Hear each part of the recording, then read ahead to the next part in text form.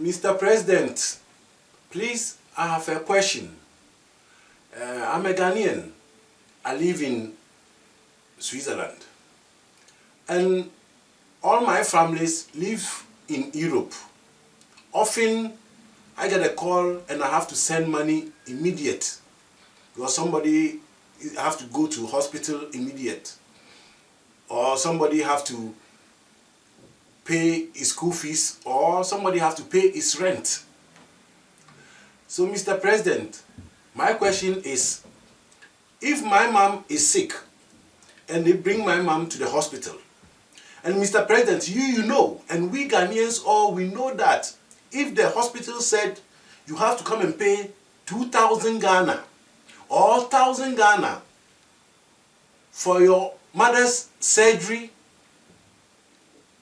and you don't get that 2,000 or the 1,000, no one will attend to you at the hospital. Mr. President, you know that.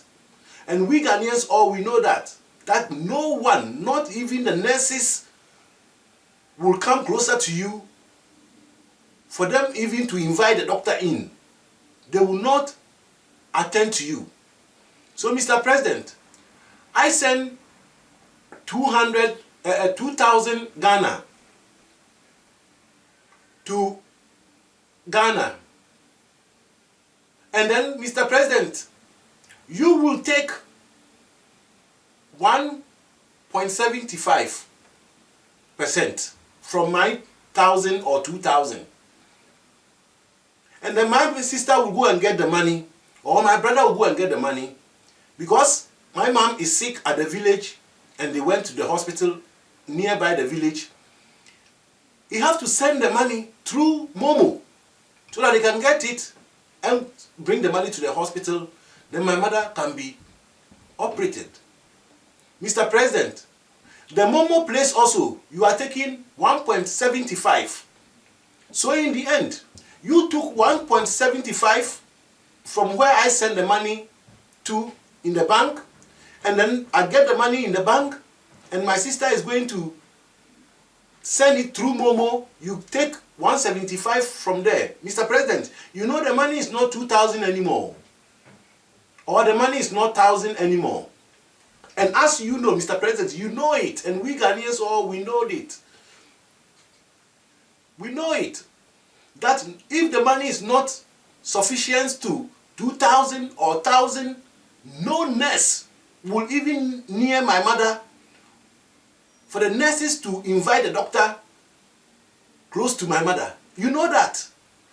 So if everything will be delayed and my mother have to need urgent, to be operated urgent, and you took twice 175 from my money is not 2,000 anymore.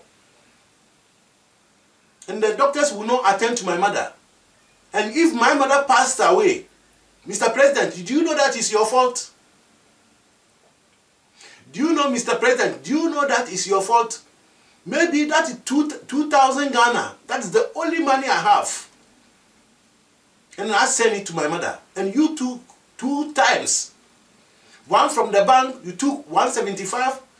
One from the Momo, you took 175. The money is not 2,000 anymore. And the doctors will not attend to my mother, and my mother will pass away. Mr. President, do you know it's your fault? Did you know that is your fault? And Mr. President, do you know that in Ghana, we have our shrines everywhere in the region, powerful ones.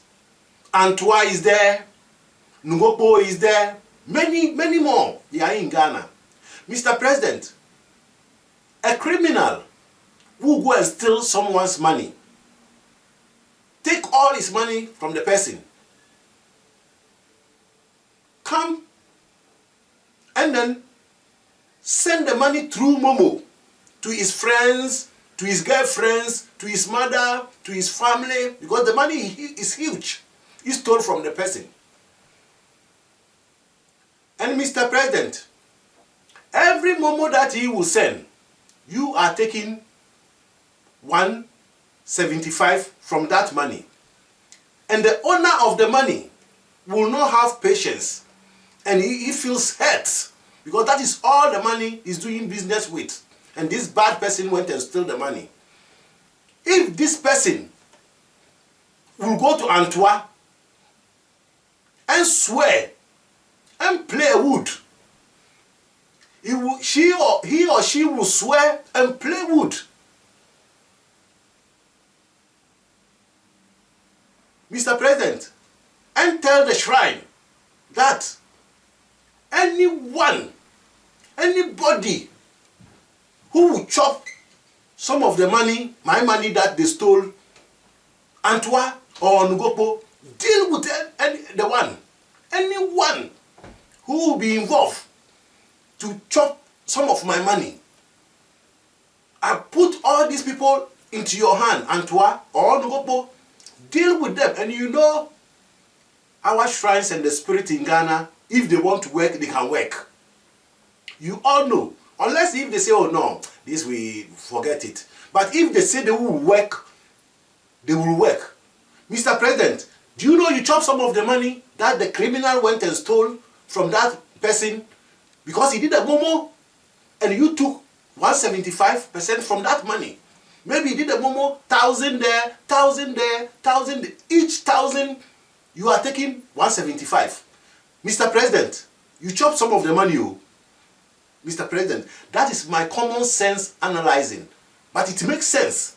You chop some of the money the criminal went and stole. Mr. President, you chop some because you took every money that the thief sent through Momo. You took 175 from that money.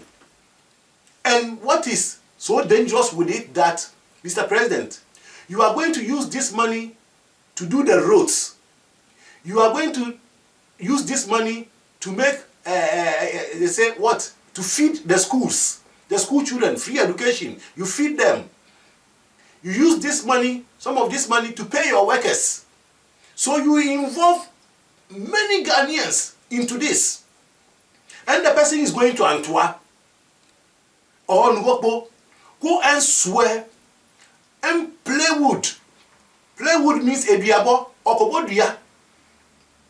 He's going to play wood and say, anyone who will chop some of this money that they stole from me, Antwa or Ngopo, deal with the person. Mr. President, you chop some. You chop some. And then you send some to build the street, to make the street. You send some for the school, to buy food for them. You send some, you pay some to your workers. And this person is swearing that anyone, Mr. President, this is common sense analyze. But prevention is better than cure. And you all know that the spirit in Ghana, our shrine, if they say they will work, they can work. So, innocent person who is going to sell PK, innocent person who is going to sell pure water, innocent person who is going to sell a gali or tomatoes in the market, join a trotro, and this person, they stole his money, said, anyone who chops some of the money should be punished. And then some of the money has been used on the street, to build the street. And then Antwa, if he's doing, he have no mercy for cripple. If Nugopo get up, he have no mercy for cripple. So the trotro on the street in Kenya, everybody, Mr. President, it is your fault too.